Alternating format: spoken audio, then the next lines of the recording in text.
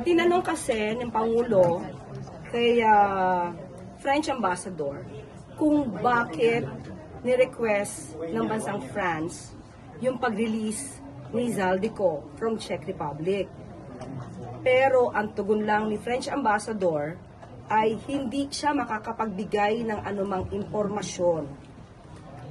So, iginagalang to ng Pangulo, although sinabi nga ng Pangulo na very unsatisfactory, disappointed siya, at hinihiling pa rin niya na kung pwede pa makatulong ang bansa nila na makapagbigay ng additional information dahil nga nawala na kami ng anumang impormasyon at tama naman ang sinabi ni Secretary Vida nung siya ay nasa Czech Republic.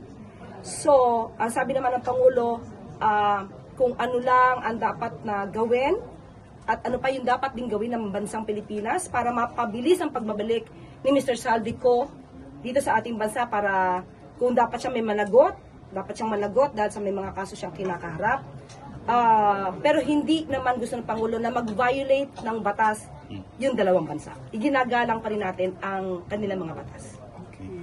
So